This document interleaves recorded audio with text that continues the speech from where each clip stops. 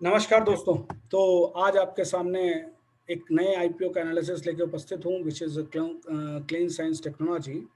तो आगे मैं बढ़ूँ उससे पहले मेरा आपसे अनुरोध है कि आप अपने इस चैनल पे प्यार बनाए रखिए, लाइक करते रहिए, सब्सक्राइब करते रहिए और हमेशा की तरह मैं अपनी स्क्रीन को आपके साथ शेयर करता हूँ जिससे आपको इस पीपीटी पे आपको समझ सकें कि इसके डिटेल्स क्या-क्या हैं। That is why I am sharing that.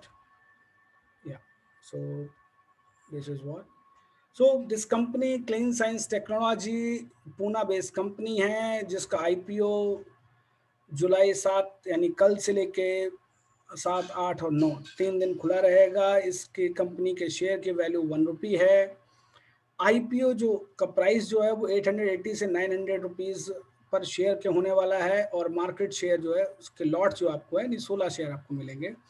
Issue size जो है वो 1,0546 करोड़ का है यानी 1546 करोड़ का है and this is completely offer for sale which means its promoters and others who are selling out their share. Already आपको पता है when the existing shares are being sold, so the offer for sale is that is known as offer for sale. So offer for cell अभी NMDC का भी आ रहा है, सरकार भी कल से वो करने जा रही है। तो आपके सामने 3 ऑफर फॉर सेल आने वाले हैं। तो पहला उसमें से clean science and technology limited है। आईपीओ इसका बेसिस ऑफ अलॉटमेंट इस 14 जुलाई को होगा यानी 14 जुलाई। Initiation of refund to your account will be on 15th of July. Credit to shares to demat account will be July 16th and the IPO will be listed on 19th July. मैंने जैसा कि कहा कि promoters अपनी holdings को बेच रहे हैं, लेकिन उसके बावजूद उनकी होल्डिंग सिग्निफिकेंटली डाउन होने के बावजूद लगभग 14% डाउन होने के बावजूद still the promoters are holding 78.51% of the equity, and because they are holding that much equity, इसका मतलब द कंपनी में प्रमोटर का स्टेक अभी रहेगा।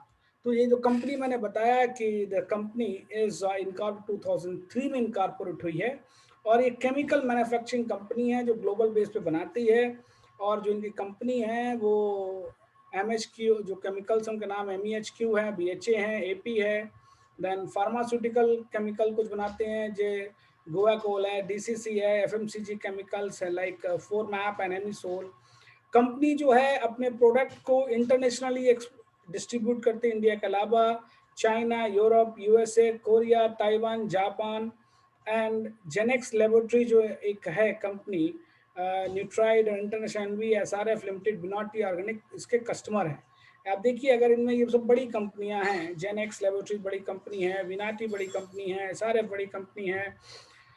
फिजिकल ईयर 2020 में इसने 69% ऑफ रेवेन्यू जो कमाए है वो फॉरेन से यानी एक्सपोर्ट से कमाए। इनकी टू मैन प्रोडक्शन फैसिलिटीज हैं कुरकुम्बु Maharashtra with aggregate installation capacity of 29,900 MTPA as on December 31st 2020। अब इनकी स्ट्रेंथ क्या है? एक तो मैंने आपको पहले ही बता दिया कि सब ग्लोबली सप्लायर इनकी स्ट्रेंथ है। और दूसरा अगर मैं इनकी इकोनॉमिक में इंडियन इकोनॉमी की बात करूं तो केमिकल सेक्टर हमारा मास्टरपीस है। आपने मैंने ऑलरेडी कई बड़े नाम लिए केमिकल्स में, इससे पहले आपके पास कई केमिकल आ चुकी हैं कंपनियां, लक्ष्मी ऑर्गेनिक एक्सेट्रा। सो ये सारी कंपनियां जो हैं उनका अपना मार्केट सेगमेंट है, वो अपने सेक्टर में काम कर रही हैं, अच्छे ढंग से हैं। तो एक अच्छा बैठा ही है। So strong long term relationship with the key customers. इनका जो export to several countries like China, USA, Korea, Japan, Taiwan बहुत अच्छा है।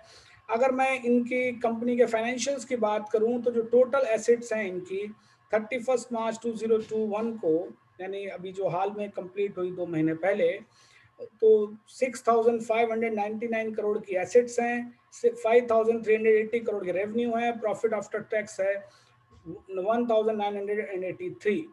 और जो 31 मार्च 2020 के मुकाबले काफ़ी है। 31 मार्च 2020 में 4,298 की एसेट्स थी, 4,301 करोड़ का रेवेन्यू था और प्रॉफिट आफ्टर टैक्स 1,396 का था। सो इनका प्रॉफिट बढ़ा है, एसेट्स बढ़ी हैं।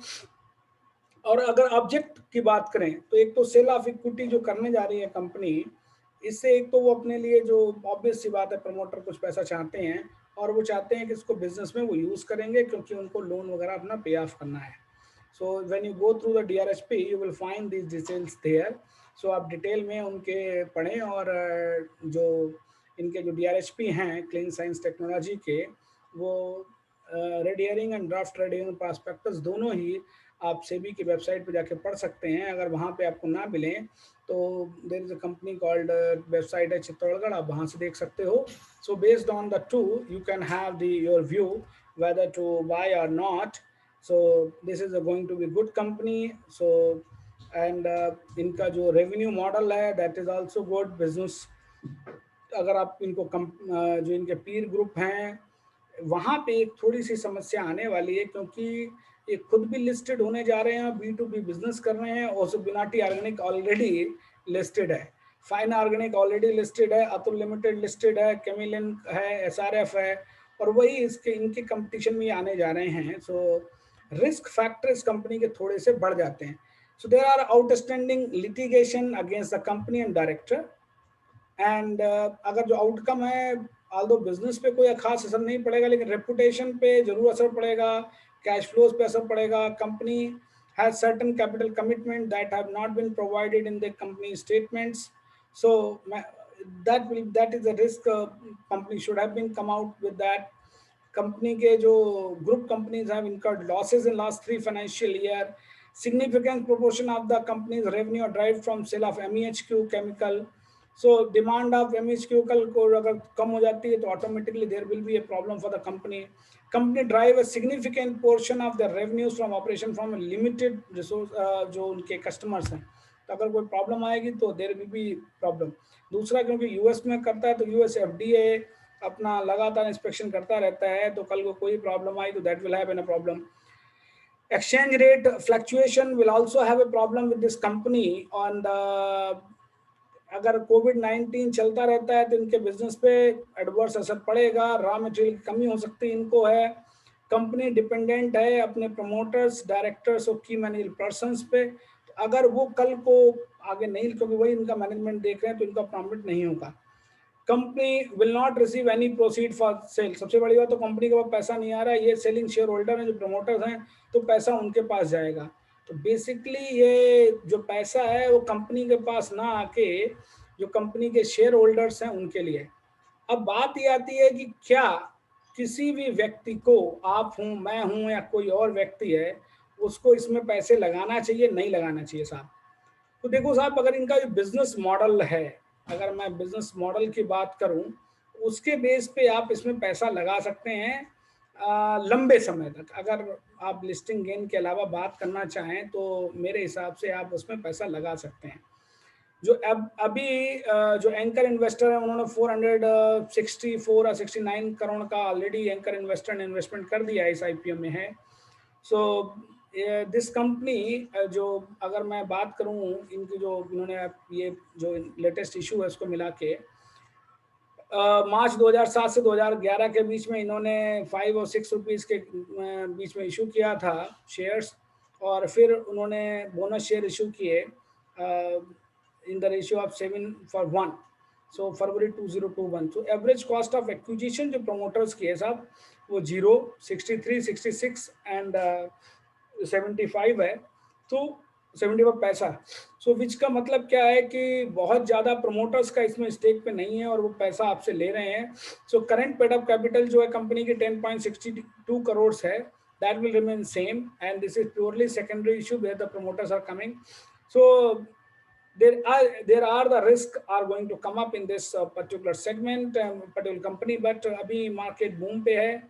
So I hope it will generate some of the premium for you.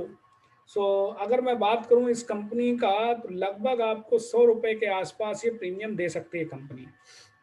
दूसरी चीज, अगर आप कंपनी की डिविडेंड पॉलिसी देखें, so they are giving 20% dividend, and उससे पहले उन्होंने डिविडेंड दिया, लेकिन क्योंकि सारे प्रमोटर्स हैं, ग्रुप ही है, तो अब देखना पड़ेगा आगे क्या है। और जो इस कंपनी के मर्चेंट बैंकर और बुक रनिंग मैनेजर, उनका ट्रैक रिकॉर्ड, उन्होंने पिछले थ्री फिजिकल ईयर्स में जो करंट चल रही इसको मिला के 32 IPO लेके आए उन्होंने किए हैं, उसमें से 11 बिलो ऑफर प्राइस क्लोज हुए हैं। ये एक रिस्क वाली बात है, यानी उनकी कैपेबिलिटी शो करती है कि they are not able to mold the or motivate the customer, prospective investor. So listing gain जिसकी हम बात करते हैं, that may not arise in that particular case. सो वो एक पर्टिकुलर प्रॉब्लम है इस कंपनी के लिए. So that is why I will से कि आप लोग एनालाइज करिए और उसके बाद अपना पैसा लगाने की इसमें बात करिए. सो lastly I will say that आप लोग अपना प्यार बनाए रखिए और ये जो चैनल है फिन ग्रोथ मंत्रा, इस पे सब्सक्राइब करते रहिए, अपने दोस्तों को, फ्रेंड्स को आगे बढ़ाते रहिए. This is what only I will say my dear friends. Thank you very much. अपनी कृपा बनाए रखो और जो भी डाउट हुआ करें प्लीज चैट बॉक्स में लिखिए. Thank you very much.